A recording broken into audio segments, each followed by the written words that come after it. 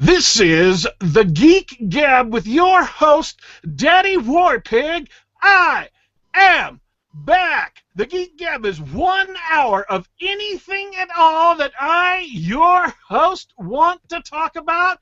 Geekish things, comics, movies, video games, books, anything and everything. For those of you hanging out in the chat, type in questions, and if I like it and want to answer it, I or my esteemed guests will take on the question.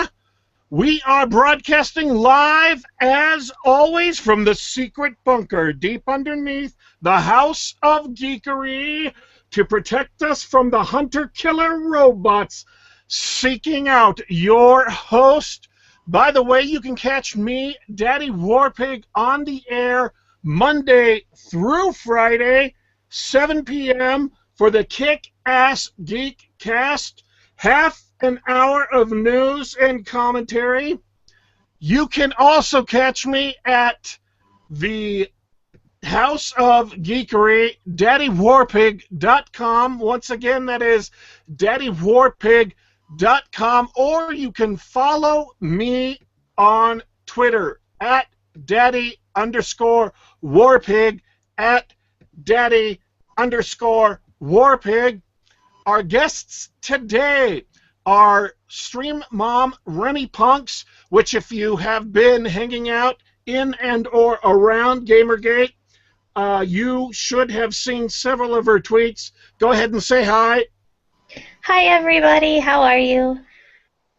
And our other guest is the secret developer guest, a good friend of mine, Doranal, who is incognito just in case crazy people decide to threaten him because he knows me. Go ahead and give folks a yell. Hey, everybody. Okay. So, let me grab a look at the chat. Somebody, does anybody want to start first, or do I get to go? No? All right. You're the boss. I'm gonna sit here and do as I'm told. That's what I do on streams. I was talking with Dornall's significant other because, like your host, he just saw John Wick, which was, I think, and I mentioned this on last Sunday's program, and the reason why I get to mention it again is because this is the Geek Gab, and I get to talk about what I want. But Dornall had a interesting, or at least the opinion that I got reflected through his significant other was cool enough that I wanted to give him a chance to talk about it all he felt like. John Wick, if you don't know, and shame on you if you don't know, man, I am disappointed. If you are part of this audience and you don't know what John Wick, that hurts me inside. John Wick is an action movie. It's got Keanu Reeves in one of the best performances of his career. I'm not saying it's absolutely the best, but it is definitely in the top 5. He plays a hard-bitten mafia, organized crime assassin who has been retired for 5 years. Then bad people do bad things, and he is forced to explain to them, using 9mm words, the realities of life. So, Dornall, if you... Well, what can I say? I mean, I have a confession to make, and after watching this movie, I realized that I actually really like Keanu Reeves movies. What are you going to do? So this is a great movie for Keanu Reeves just because of the action, because I think on the AV Club review put it, he was perfectly cast as a blank slate. They set up the world and the premise, and they sort of get right into the action more or less as soon as they can.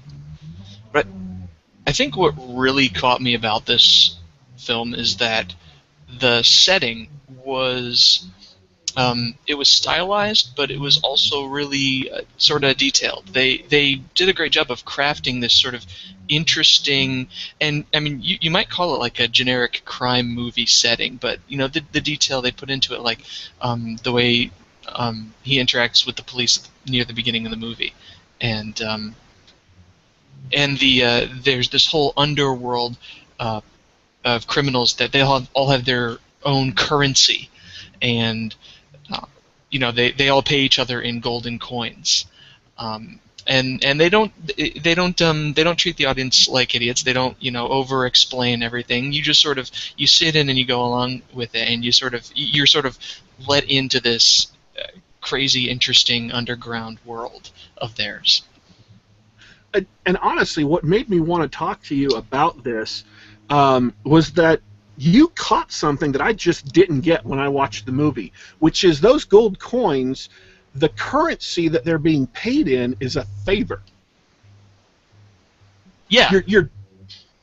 I didn't get that when I was watching the movie, and when that was pointed out to me, I was like, wow, that's brilliant. It's great. I mean, obviously, you wouldn't expect that they could spend that like as if it were real money, but there's a point in the movie where John Wick, the Keanu Reeves character, he's got a prisoner and he needs prisoner taken care of. Well, he meets up with another assassin, and it's just a minor scene where he's got a prisoner and he needs to take care of it, but he needs to go off and take care of business. And by business, for those of you who haven't been convinced to see the movie yet, is shooting people in the face point blank. Yeah, and sometimes stabbing. That was one of my wife's favorite scenes, by the way. Remind me to get back to that later. But he meets this minor character played by Clark Peters from The Wire, and he says, I've got this prisoner here. How would you like to earn a coin? And so it's not like something that he can spend on money or cars or anything. It's more like, here, you do a solid for me and you earn this coin. So instead of necessarily having to repay that favor to John Wick, he's got a coin that he can then trade in with anybody else. And it puts that scene in the early part of the movie when he brings up the case from underneath the floor and he opens it up and he has those mounds of gold coins there. When I heard that they are favor coins, I just flashed back to that scene, and you're thinking, oh my God, people owe him because he's been collecting those and hasn't done anything with them, and he had like 100 of them at least. Yeah, he had them all laid out. It made that whole scene sort of interesting. What you expect, he's returning to his life of crime. He's returning to that world, and he pulls up. You know that he's going after an arsenal. You've seen all these movies before, but he opens up his arsenal, and half of the case is these pussy-looking handguns, and the other half of the case is just lined with gold. There's gold coins, and it's like, wow, what is that? Why does he need gold for? Anybody can He probably has all the money that he wants if you see the way he lives and the cars that he drives and everything. You're like, wow, this guy's loaded. Can I ask a movie geek question, since I have not gotten to see it yet, unfortunately? It's the director's first time directing. He has a stunt background, and is a fairly well-known stuntman. I mean, is it, as kind of a movie nerd, is there a good flow to it? Is the storytelling solid? Can you tell that it's his first time in the director's chair? I didn't tell. I mean, it wasn't. I've seen some directors who you see their movie and you go, oh yeah, that was a good movie, but this was a little bit too long, or that was a little bit short, or they didn't lay the groundwork for that scene earlier. But John Wick was not one of them. They did some really, really good. At one point in the movie, he has to do some fancy stuff in a car just to get through this scene, where he's fighting people, and they actually take time out very early on in the movie to establish that, yeah, he is that good with an automobile, and that they use that particular scene of showing that he's that good with an automobile, not just what they call laying pipe, but to develop his character a little bit more, and you get a feel for who he is now that he is alone and his wife isn't with him. So the script writing was really, really good, and most of the problems in movies can be traced back to bad script writing, or screenwriting, excuse me. But I didn't sense any roughness to it, any pieces where you think it might have been cut a little bit better, or they needed a little bit extra time here or there. That's awesome. I'm a big Keanu Reeves fan. I know you were saying that it can kind of be embarrassing to admit that kind of thing, but he's one of those actors that, because he is so flat in his delivery in a lot of parts and a lot of roles that he's done, I think that people kind of take for granted. I mean, in Little Buddha, he's breathtaking in that movie, and so. But I think it takes a very solid director to really bring out how brilliant he is at what he does, which is why I asked. Like, I think a lot of the things that he's been in that have seemed sort of silly and contrived isn't so much the way that he acts, but what's been done around him to kind of showcase his talent. I think that's a great point. He's definitely one of those actors that you have to find the right people to work with, and you have to find the right projects for him to work on. I thought like if you saw 47 Ronin, I thought that was an okay movie. I liked it quite a lot. So I have I'm comfortable admitting I have odd movie taste. So. Well, I mean that's fine if that sort of action or fantasy or Eastern fantasy movie sort of appeals to you. There's nothing wrong with it. But my wife and I saw it in the theater, and we couldn't actually control ourselves. The first line he got, the way he spoke it was in sort of that typical, Bill and Ted's Excellent Adventure kind of voice, and we just cracked up. I felt so awful for everybody in the theater, right? So like, other than being an all right movie, I thought that sometimes he does that stuff, and he does those line readings, and you sort of groan. I will say this too. The reason why I wouldn't have thought it was a first-time director is because he does a lot of interesting camera work.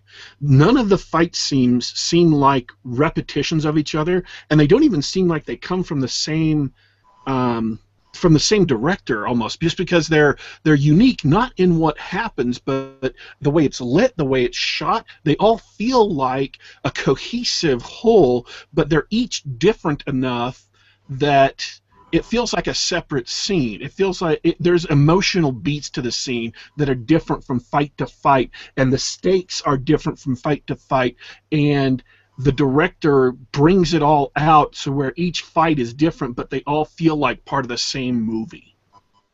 Well, and I just pulled up his bio just so that folks know the director's name. It's Chad, and I hope I don't say the last name wrong, Stalsky.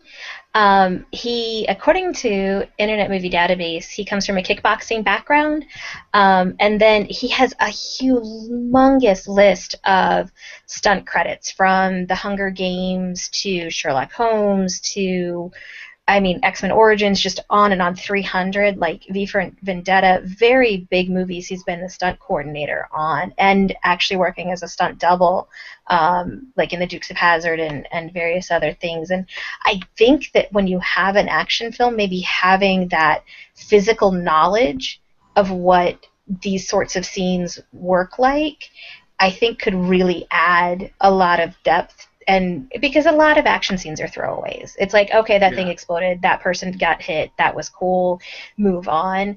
But there's other movies that really make an art out of it, and I appreciate that. I know a lot of people weren't fond of Alexander because it was so over the top, but the fight scenes in that movie were just so gritty and so dirty because they had stunt people actually helping cut the scenes together and making it really visceral. So I appreciate that kind of thing. That reminds me of the point about the knife fight, but this is John's point to make, so he asked me to remind him about it, so I'm reminding him about the knife. Oh, about the knife fight. Well, I want to address the direction a little bit. Go ahead, please. One thing I don't know, if you've watched a lot of action movies of the past decade, I think the elephant in the room is shaky cam. And there's no shaky cam.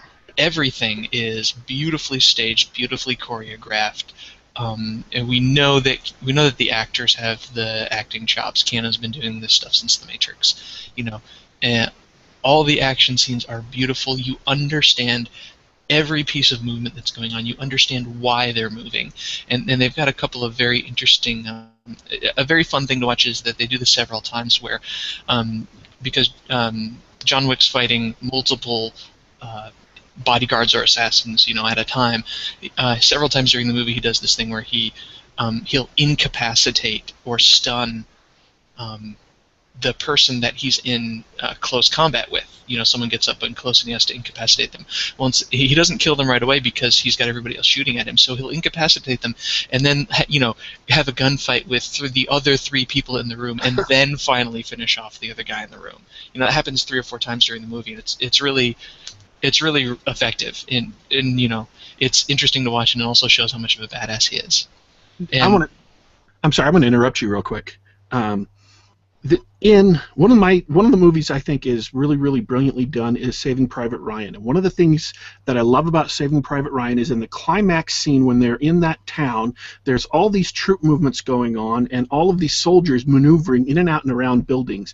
And Steven Spielberg establishes a perfect sense of 3D space to where where each character is. So he'll show a shot from one character's POV looking up the street, then immediately he'll cut to the character they're looking at looking back down the street, so you can tell, okay, these 2 guys are at 2 different ends of the same street, and you can see the buildings on either side, you can see what's going on, and it makes it feel like you're watching a real you're walking around the streets of a real town. It's a perfectly formed 3-dimensional town, and he's doing it all through how he directs 2-dimensional cameras. And the reason why this is important with John Wick is when he's setting up these action scenes, the way he shoots it and the way you watch it, you have this perfect sense of space. You know where in this one area there is a pool, a lounge area with tables and chairs, a wall of frosted glass, and then a hallway behind that leads out to the right to a door. And he comes in the door, he hits somebody, and then there's a hallway down the way with the frosted glass on the left. You know exactly where everything is every single moment of that fight. You know where he is in the hallway, you know where the pool is, you know where the people in the pool are, and you watch them move around like you could watch a camera recording a chess match. You're never lost. You're never wondering what the hell's going on. You're never wondering who's running towards someone, who's running away. It's beautiful, and I haven't seen something that solidly done since Saving Private Ryan. That's why it was just incredible to see all of those things play out. Is no shaky cam, and you maintain this beautiful sense of knowing what's going on and just being awed and impressed by what John Wick is doing in these fights. Just the character themselves, what they're capable of doing, is just mind-blowing. It shows you exactly who he is and why he has the legend he does. I interrupted you. Yeah, well, that's exactly what the scene with the knife displays, is his like who he is and what he's about. You forget the Russian mob talks him up. They call him Baba Yaga, right? They talk him up as being this awful, terrible assassin. And so far, you're watching the movie, and this is fairly early in the movie, and you're like, this guy's just one of these action movie badasses. He can beat anybody. He can beat 5 anybodies. But then there's this scene in a club where he's fighting a bunch of people, and they had another one of the scenes where he incapacitates some guy, and he kills off everybody else in the room, and then he fights for the guy's knife, and he ends up killing him with the knife, but he backs him up against the wall, and he slides down, and he locks eyes with the guy as he's sliding down to the floor dying, and it's chilling. It's something that you sort of didn't really expect at that point. I didn't mean to spoil that for you, but it's quite a scene, because it says a lot more about the character. You learn he's not just a badass. He really earned that reputation as a brutal killer. And the nice thing about that is it's so subtle. It's just kind of there. It's just matter-of-factly placed it out, like the director just said, hey, I'm just going to leave this sitting here. Those of you that notice it, fine. Those of you that don't, that's cool too. A lot of the problem with people who are doing something for the first time is they're having they're not comfortable with their own skills. They're not comfortable with the medium they're working in, so they're kind of pushing things a little bit too hard, to where the violence is a little bit too violent, and the romance is a little bit too romantic, and the sentimental moments is just a little bit too sentimental. They're trying to push you, not even on purpose, just because they're not comfortable, they're not confident yet. But you just do not get this sense with John Wick. It is just confident and matter of fact, and all of these details are just embedded in the world that he doesn't even go out of his way to call your attention to any of them. It's just, if you notice what's going on, you pay attention to what's going on, there's so much you can pick up, and if you don't, then you'll love a fast action movie anyway.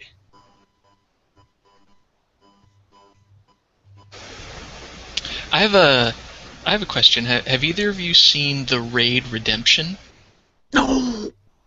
Oh, and I promised to. I'm a terrible, terrible human being. I promised your wife I would, and I haven't. I'm a shameful, shameful, shameful oath breaker. I have not, but I'm enjoying listening to Daddy like give himself a really hard time for not watching it, so I was just going to be quiet and listen. So I am a mean and horrible person. Well, you seem like you're a action movie fan, so I wanted to bring that one up. I don't know if you do kung fu movies or. Absolutely, totally, yeah. I opened Notepad because I'm making a list while we talk of things that I need to go check out. People in the comments are bringing it up. This is great. I wanted to compliment John Wick by saying that this is the best movie I've seen since seeing The Raid Redemption, and I saw The Raid Redemption just last year or a year ago, or 2 years ago, I think. Just really recently, not right before The Raid 2 came out. And The Raid Redemption it's got to be the among the top 5 action movies I have ever seen. I'm just going to put that out there. So it's tough to. I wanted to make that comparison with John Wick. I don't think that'll mean anything to you until you guys see it. But no, I definitely will check it out though. Top 5 action movies. That's a big. I'm an action movie junkie. I love action movies. No, I mean the next 4 are the hard ones, because number 1 is Die Hard, and it will always be Die Hard. Yeah. You can't. Die Hard is the perfect action movie. It became the template for every other action movie after it. The entire Die Hard series for my daughter and I are one of our like mommy-daughter things, just to show like the action movie blood in my house. When the latest movie came out, it premiered. They had it so that they showed all of the movies back to back all day at the movie theater, and you could buy a pass, and it was a school day. And so because her grades were so good, I was like, you can totally skip school, and we're just going to go watch Die Hard all day, and it's going to be absolutely awesome. And she was such a good kid that she was like, Mom, I can't skip school. So we ended up missing part of the first one. But she's seen it so many times it didn't really matter for her. But those are an institution in our household. That's great. You can track cultural changes through the movies too, because she was laughing about how high people used to wear their pants. And you can tell the time progression in the movies is simply based on how high someone's jeans are pulled up. It was very funny. Oh. I just watched all the Die Hards less than a year ago. I watched all 3 of them. Such solid movies. And then now we like schlock too, though. Like, I'm gonna be completely honest with everybody that's watching. Like, I like absolute bad action as well. Like, it doesn't have to be quality. It doesn't have to be well done. I'm like a huge Fast and the Furious fan. Like, I love those movies too. And they, my least favorite would be Tokyo Drift, simply because I love drift cars, and those movies are car porn. I mean, when they actually take the time to make it about the cars, the first one was phenomenal. I absolutely loved it. I was like, this is car porn. I love this. And then when you got to Tokyo Drift, they were showing the chicks, not necessarily the cars, and really showcasing the engines and those sweeping shots they do of them. I still love the movie. I love the driving stunts in it and everything, but those movies are another one of my, like, if I'm home alone, I'm going to put it on in the background while I do stuff around the house. I had a reviewer that I kind of respect just went nuts over the Fast and the Furious, and I'd seen the first one, and it was a great movie. I loved the first one, and I'd seen part of the second one, which was, I think, Tokyo Drift was the second one, and I just hated it, and I'm just like, nope, I'm not watching these anymore, and I just kind of tuned him out. And he was going on and on about them, and so I finally went back and watched the whole series up to and including 6, and if you leave out Tokyo Drift, and I think the next one after that I didn't like either, but the rest of the series are just actually surprisingly, shockingly good action movies. I enjoy the hell out of them, and I like that they're trying to fix the timeline and make Drift seem less, because it was completely out of left field. You're like, why is this even where it is, and this doesn't make any, like, not that you're really watching, you know, the Fast and the Furious movies for plot. I mean, I'm not trying to joke with that. Nobody watches those movies for plot, but trying to make that movie, you know, stick out and seem less goofy, I think is a good. I'm sad because of what it means to characters that I care about, but I think that it's a good move on their part. But just, I mean, and it's got, like, the Rock is in it, and, like, it's gotten so much bigger than what it was. Like, it was a great movie to start with, and now it's like this institution, and I love it. I'm a nerd. I'll be quiet. I think this is just supposition on my part, but Tokyo Drift feels like somebody had a script, and the studio bought it, and they realized that it wasn't quite very good, and so they decided to try and link it to the Fast and the Furious and put the Fast and the Furious name on it so they could get it out and get it sold so that more people would go see it. That's, whenever I watch it, there's been a couple of movies like that to where the sequel, you're just like, what the hell was that? I don't get it. And it's because it wasn't originally written as a sequel to this other movie. They just stuck the name on it. What happened was both of the leads they had other projects. They weren't interested in doing another Fast and the Furious movie, and totally respectful. And there was some studio issues going on about people's personal lives, and it was icky, but they wanted to keep the franchise going, and drifting had just become super popular in the States, and people who weren't, you know, car geeks were getting into and hearing about drifting. There were video games coming out about drifting, which I think is really the first introduction the country really had to it. And then there was, like, a show on MTV about it, and it was just very cool and hip to have the low-slung drift cars. And I think that they were trying to quickly jump on that without really thinking about how much those first 2 movies meant to the fans. And I know that sounds silly saying, like, yeah, these movies meant a lot to me, but they did. I mean, I nearly dropped the F-bomb. Like, I really love those movies. And for the fans, like, that was a tough movie to swallow because it didn't have our characters, it didn't have our storyline, it had, like, this little token cameo, and you're like, why does that even make sense? And that car is not going to even. And that was that last token cameo in that movie is my biggest problem with it, because that car could not make it down that garage. You cannot drift in a muscle car. You can't mod it out, you can't change the weight to get it where you can drift. And that was my biggest beef with all of it, is because they're so great and so respectful with the cars in the other movies, and I'm like, that is impossible, that can't happen. Why would they even put that in there? Like, that made me mad. I was like, oh, no. I will tell you, the trailer for the new one actually just really impressed me, because they just had the balls to make a 2-minute trailer, and the first minute and a half is just a scene from the movie. They don't care. They just plop this scene in because they are saying, 1, this scene is awesome, we know it, and 2, the rest of the movie is going to be so good, we've given up this minute and a half of awesome footage because we have better shit coming. And you're just like, wow, that's a lot of balls for the studio to just Well, and it's so freaking great. Like, I'm so I love Letty. Like, I'm excited about that. And the thing that John brought up in 6 when they're street racing in London, I'll be honest, man, I want to do that. Like, I drive in New York City a good bit, and that kind of, like, oh my god, I'm gonna die, I might throw up kind of driving, I love that. Like, I absolutely adore it. I would never be a street racer. I would never do anything like that. I get enough traffic tickets just being me doing anything massively illegal. But, man, I mean, it looks fun, though. See, and I've mentioned this to Dornall before, the last time we had a phone conversation. There are a lot of things that are on my list of things I'd love to do, but most of them I have to check off as being things that are fun only if you're good enough at them to get fun. Like skiing is painful until you get good enough to stay up on an entire run. And I put like car racing and things like that. I know that's the same thing. It's until you do this enough to get good at it, it's just going to be painful.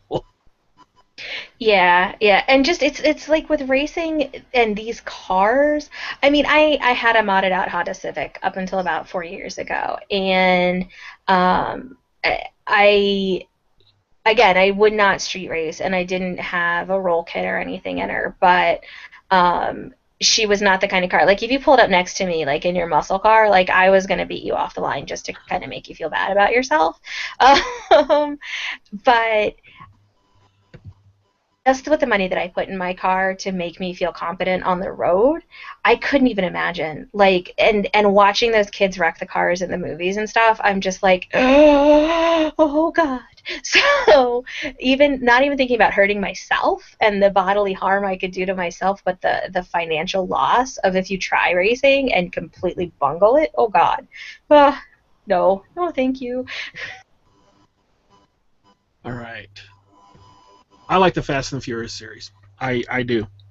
I don't know, what else can I say? It's fun. There's a lot of it that's fun. There's a couple of them I didn't like as much. I wouldn't watch again, but it is on my list of stuff to buy, so that is unusual. I'm usually, if I don't like something, I will not put money in it.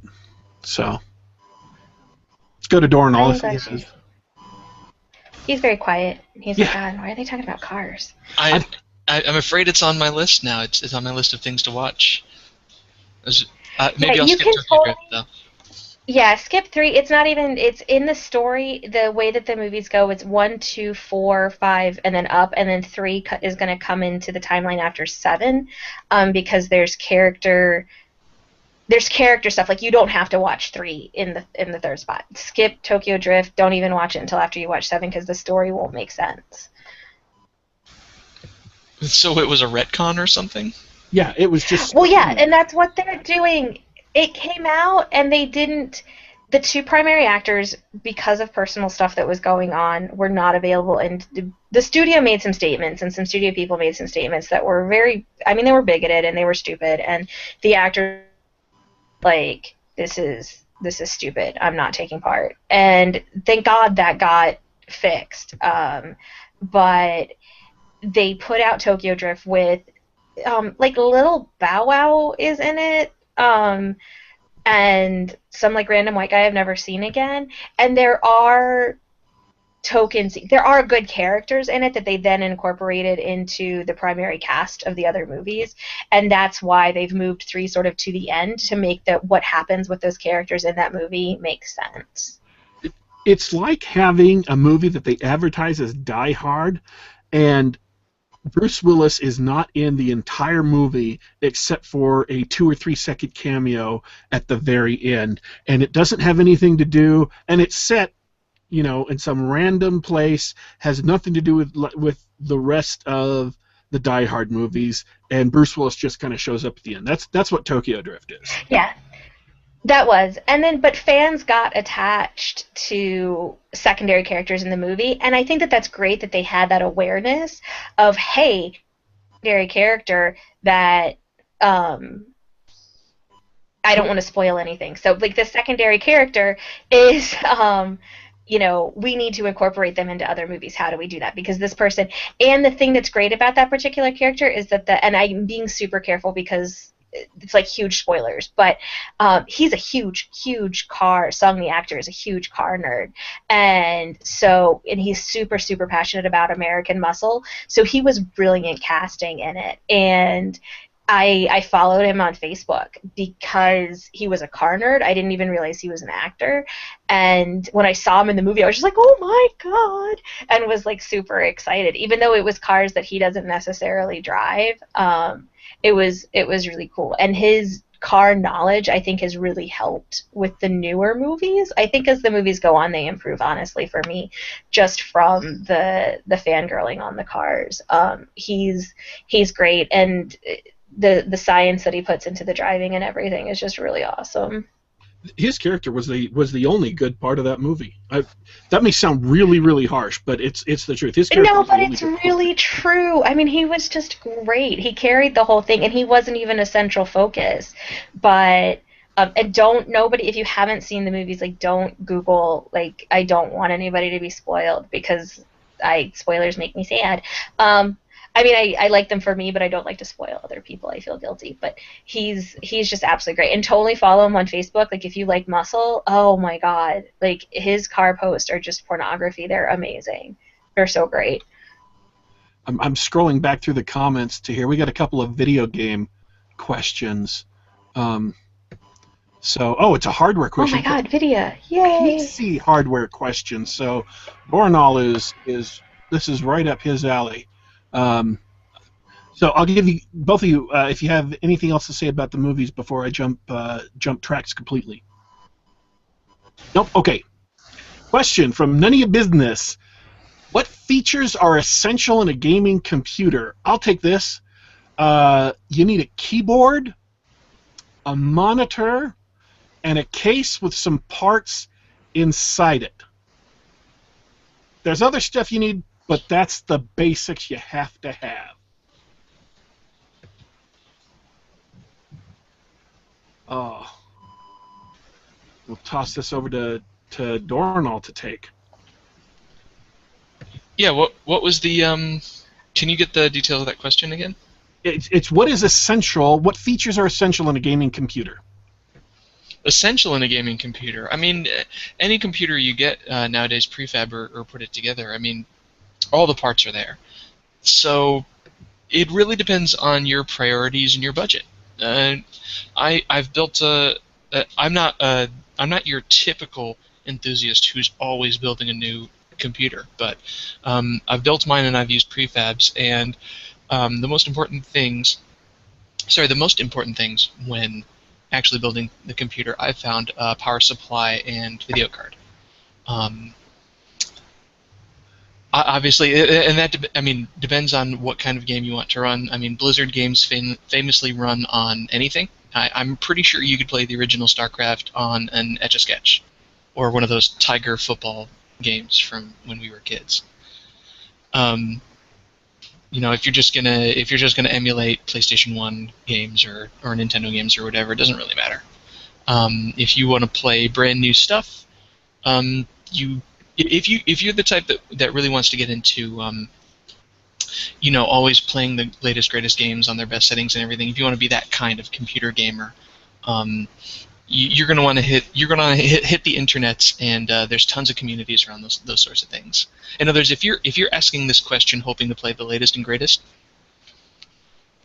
we're not the experts. I will say this, and this is just generic advice. Seriously, if you want to hit some of the newest 3D, 60 frames per second games coming out, you want something that is a tower that has a hardcore cooling system in it, because you're going to be sticking a heavy-duty multi-core processor in that, probably Intel, maybe AMD, depending on whichever way you go, and you're going to want to overclock that, which can get kind of twitchy. You overclock it too high, you're going to start hitting errors. It'll start glitching out on you, so you can't overclock it too high, and then it pumps out a ton of heat. You're going to want to cool that sumbitch down. And you're also going to want a heavy-duty card that's cutting edge, supports the latest version of DirectX, and then your card has it's got to have a lot of video RAM on it. It's just, those are generic questions, because I'm not telling you exactly which processor to get, or what motherboard design you should use, or even what model of card is the best. But you definitely, depending on how much money you're willing to spend on this, they can get just freaking expensive. The sad thing is you can spend $5,000–6,000 easy putting together this monster gaming machine, just to get the components inside, and a year from now it's going to be obsolete because there'll be games coming up that you can't turn up all the settings on. So my advice as far as building an actual computer goes is to spend the amount of money you're comfortable with to buy the best computer you can right now, because it doesn't matter how much money you spend, it's going to obsolete very, very quickly. And so don't spend too much money. Don't spend money you don't have. Get the best one you can and enjoy what you got. And it's awesome. It is so awesome to go in and you hear, oh yeah, the developers got this secret setting that you can go in and edit the log files in a text editor, and you can turn on this and that, and it looks totally cool, and then you love that. You love having a machine that's beefy enough to carry that load. But if you don't have the latest and greatest games nowadays, and hardware nowadays powerful enough that they look damn good at 60 frames on medium settings, you turn off shaders that you probably aren't going to pay attention to or notice anyway. Go ahead, sorry. Ebola-chan is actually phenomenal at this. They're my go-to computer person, and then they're in the chat giving information. Awesome. Like Ebola is master of PC Master Race. But yeah, my only advice for your gaming rig is to not kick it. My laptop used to be quite good at running everything, and it got kicked, and now it's mostly made out of duct tape, so and it overheats constantly. But yeah, don't kick it. After you build your computer, be very protective of it, and don't fling it across the room because that makes it sad. That's generally good advice for electronics in general. Is don't punt them. Don't use them. Mistakes were made. Lessons were learned. I can't even criticize that. 2 computers ago, my computer was on a desk, and I reached over to pick something up, and I pulled the power cord, and the entire thing hit the floor. It literally bent the frame around the monitor, and I'm just looking at it going, oh my, that's dead. It's not dead right now, but I need to start scraping together every dollar I can because that thing's going to die soon, and I won't have you can't fix it. You couldn't repair it. It was messed up. I felt so sick to my stomach just looking at it for like 20 minutes. I just stared. And I'm like, oh my God, that thing it's dead. I don't know when it's going to die, but that's not pretty. Been super lucky with Butch. Butch is my laptop. She has a name. All of my computers have names. But I had sat. I wasn't. It was a lack of thought, but I had sat her on the foot of the bed, open, and gone to grab something, and my daughter had fallen asleep in my bed, and she kicked in her sleep, and I heard the laptop hit the wall. And again, it was open. It wasn't flat when it happened. And she's cracked like this. The monitor is cracked all the way up the back. There's gaffer tape down the left-hand side. There's electrical tape down the right-hand side. There's duct tape around the keyboard. People will be like, oh, just Control-C and Control-V and F5. And I'm like, none of those keys work. Sorry. Like none of those buttons are real. I always tell people I can use I can use most of my number bar, and AWSD, totally toast. Those don't work. My direction buttons are going, so I'm like, no gaming for me. That's actually the first thing I thought about is how the hell do you play with that? No, that. Yeah, it's really, really sad, but I've learned as soon as I log into something, I change all of my keys so that I can actually play stuff. But yeah, and I'm so proud of her, Butch. I'm so proud of you, baby, because she's still trucking. I mean, she's still doing it. It's just she's rough. And I'll go to business meetings and bust out my gaffer tape laptop and yeah, I work for a software developer. This is my laptop. All right, so that's the answer. Ebola-chan gave a much better, or at least a much more detailed answer than I had, or Dornall had.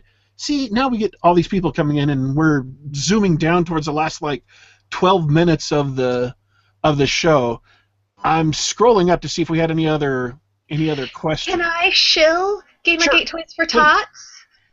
Yeah, go ahead. I'm doing like a little hand dance too. So yesterday we had a 24-hour stream promoting the Gamergate Toys for Tots. At this point, our original goal was $5,000. We have now collected $7,349 for kids that would not have Christmas otherwise. We are 147% of goal, and I love everybody. It is a super great organization. The Toys for Tots, it's a Marine Corps toy drive done by the Marine Corps Reserve to help underprivileged kids in the States just have a better Christmas and to give them a little bit of hope and a little bit of joy. The streams yesterday were hilarious. I was on I can't use the words to shoot. It was a poop posting. They used the other word, but those guys, I was on a stream with them. I was on with one with Anon Senpai and Optimus Deadpool and everybody. That was a lot of fun. They were playing a worm game that I had never seen before, and I guess I'm not cool because I didn't know what that was, and everybody was like, Rennie, but oh yeah, I've sucked at that game for 15 years. I was dying. They were so bad that I didn't understand the premise of the game. I thought the point was to kill yourself, but it was no, they were really bad. So I hope they taped it because that would be super funny to watch. There was an anti-bullying stream. I mean, there were just so many amazing streams for this, but more important than the streamers is the awesome folks that donated. Fairly late in the evening, I actually got contacted from a gentleman who's a member of the reserves, and he was just like, I just wanted to thank you. He was like, here where I'm stationed, you know, a lot of the guys are kind of anti-Gamergate and scared of what's going on, and watching you guys do this and looking at your tweets about it and seeing how excited you are, like, is really changing people's views here directly that I'm involved with. And he got me to tear up. Like, it was just really nice to hear, you know, somebody appreciate what they're doing that was looking at us from the outside of who we are. But it's not done yet. We are pulling funds today or tomorrow to go ahead and send so that they can buy things this holiday season. But what we want to do is set up a legacy for Gamergate. I hope that next year we're not all here. I hope we're coming back together to kind of celebrate the holiday season, but I hope that we have beat down corruption and have moved on to other things. But we do want to set up a legacy for next year. So if you continue to donate towards the Toys for Tots drive, then our plan is to set that up as a fund to go to Toys for Tots for next year, so that we can continue to help kids into future seasons. And just so people know, I went ahead and put the link to that at the top of the description. So the very first line of the description, you can see right there, it has the link to crowdrise.com, Toys for Tots, and I just double-checked the link to make sure I got it right. Ebola Chan passed me the link in the chat, and I popped it in there, so you can go and check it out and donate if you feel so inclined, and you should. And even if you can't donate, just spread the link around. I mean, I've posted it on Facebook. I posted it to my MRA groups. I posted it to my church groups. I just posted it all the places, because who doesn't want to help kids? You know, and it was cool. It was an awesome experience being on all of the streams and everything, and I was super honored that folks wanted to include me in it. But yeah, it's good stuff. So shilling for the kids, yay! I haven't told Doran all this, so he doesn't know yet. When I'm posting on Twitter, most of the people involved in Gamergate are refugees, or at least a large portion of them are refugees from 4chan. They got ran out of 4chan when the owner decided to squelch all discussion, and about a third, if I can guess, about a third of the people who are most active in my followers are all channers, and so every time I'm not complaining. This is awesome. This is just the funniest thing.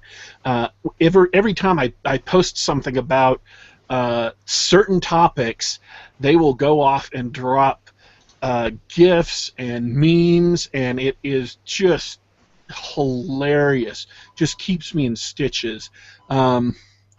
You're like me, I think, in learning. It's like learning a new language. I really want to write about it because I was talking about it in like terms of tribalism, like on the internet, because there's words that they use that if I heard those words, I would be like, oh my God, I'm so offended. And they're like, no, like this is a huge compliment that we're calling you this. Like you're one of us.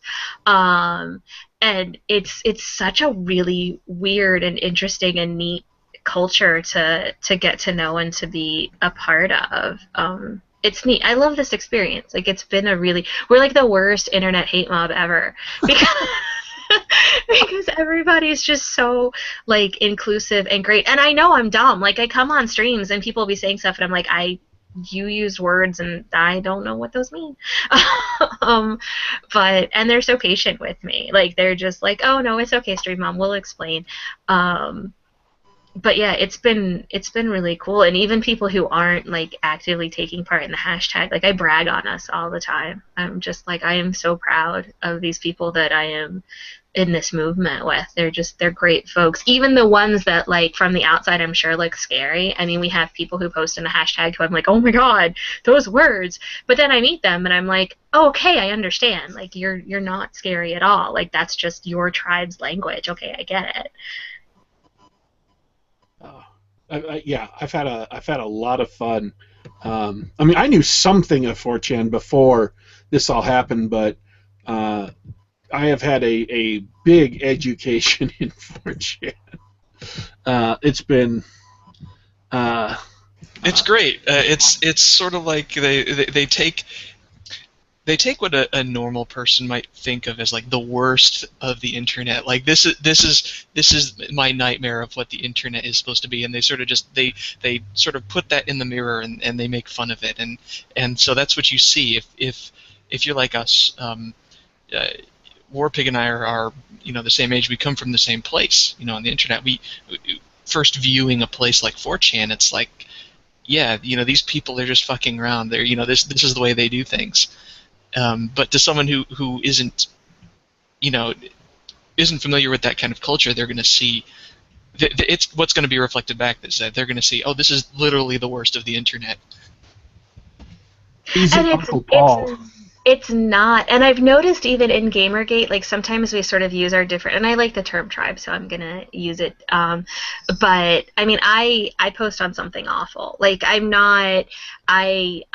35, and I got kind of adopted into something awful. But they have like the best food board, like in the world. Like I love it. I'm on Food Network and all of these other sites, and if I need a recipe, I go to something awful.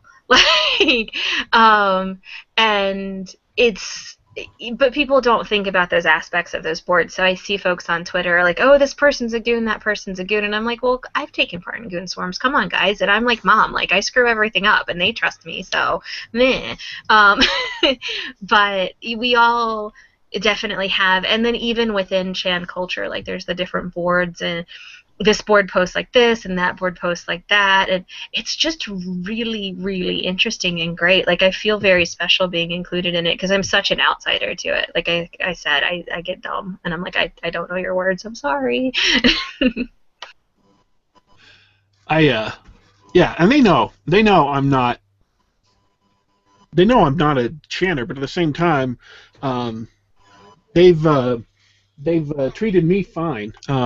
I mean, you expect the reputation of 4chan is that anybody who isn't already in with the lingo, who isn't already part of the community, is going to get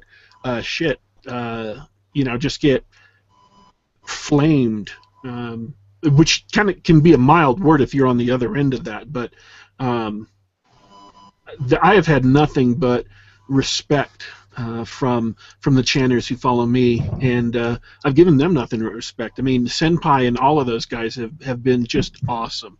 I don't want to say this to like insult anyone or hurt anybody's feelings, but I honestly think I have the best followers in all of Twitter because you guys are just great.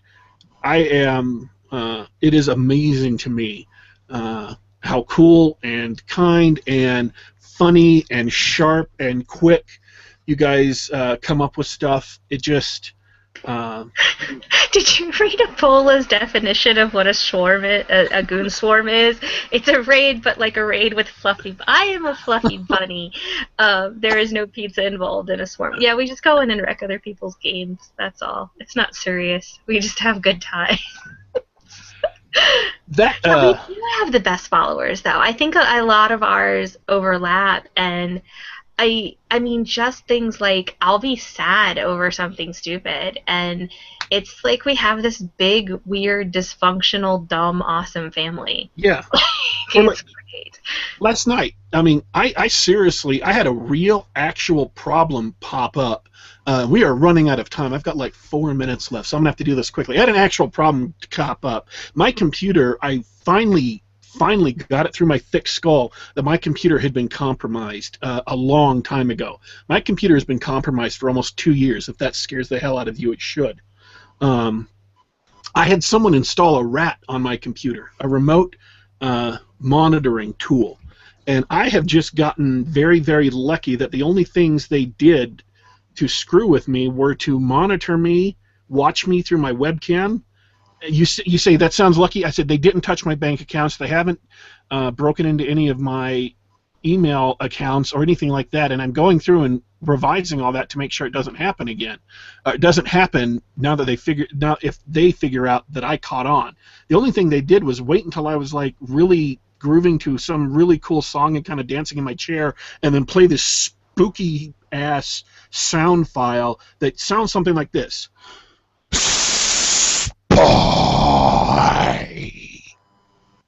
And it sounds like the music I listen to. Okay.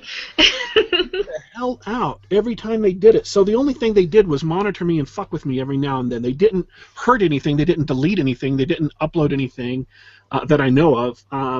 But this is the point. Talking about followers, I threw out a 911 last night, and within a couple of minutes, I had people jumping in and responding and telling me stuff I can do and giving me advice and asking me questions. And I had a couple people in DMs because I had some sensitive information I didn't want to put out.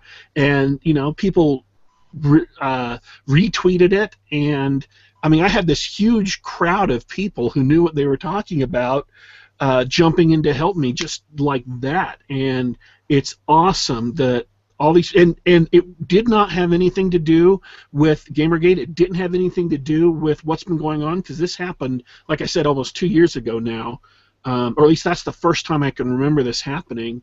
And it was just really, really awesome to have that level of, you know, immediate support and knowledge available. It was really, really cool. So thank everybody for your help. All right, I'll give both of you a chance to say whatever you want to say in the last bits of the show. I'll show first. Thank you so much for having me on. First off, that was fun. If you ever want to talk movies again or other nerd-tastical things, let me know. I promise to not gush about cars for the whole time I suck. I am Remy Punks on Twitter. It's REMIPUNX. Actually, I'm pretty much Remy Punks everywhere, on Steam and all the places. That's just who I am. I don't do anything. I don't produce content. I just kind of hang out with everybody, and people are nice to me, and it's cool. So thank you so much for watching and having me. I'm planning on making this kind of a regular thing. I like having a show where we can just talk about whatever, where the audience can ask questions. We can talk about movies, comics, whatever. You know. If you want to do a comic one, me. Okay. Cool. So I'm planning on making this like a regular thing on Sundays. So just an hour-long relaxation show to kind of decompress from whatever crap went down the previous week. Dornall, do you have anything to say in closing? Hey, well, thanks for having me on. Actually, I had a great time talking and learning a few things. It was great speaking with you, Remy. You can find me just about anywhere under my handle, Dornall. It's pretty unique. But I'm like her. I'm just Daddy Warpig's personal friend, and it's been fun to talk. We talk about movies and stuff all the time. He's a civilian. He is not in the line of fire, which is perfectly fine at this point. All right. Yeah, I like civilians. I'm taking credit for this, actually. I'm taking credit for this. I was talking to Daddy Warpig because I was vaguely aware of Gamergate, before it was Gamergate, the whole thing, you know.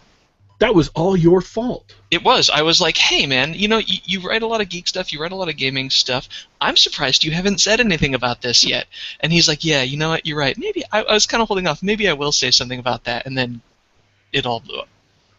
Because that's how I got really actually involved beyond peripherally in Gamergate.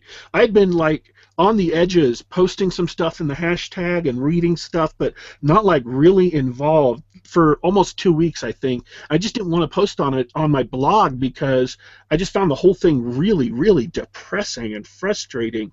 And then you asked me that question, and I posted an article, and then I tweeted it to a couple of people, and then Adam Baldwin retweeted it, and Instapundit retweeted it, and all of a sudden everybody was coming to my site, and then the mill blog, Ace of Spades HQ, stuck it in their sidebar, and I had like 6,000 visitors the next day. And I'm just looking around going, what the hell just happened? So yeah, that was all your fault. That's where I really got involved in Gamergate, is because of Doranol. Well, it's great to see all the viewers here. Everybody really interested. I had a great time, and we should totally do this again. Get more people involved. All right.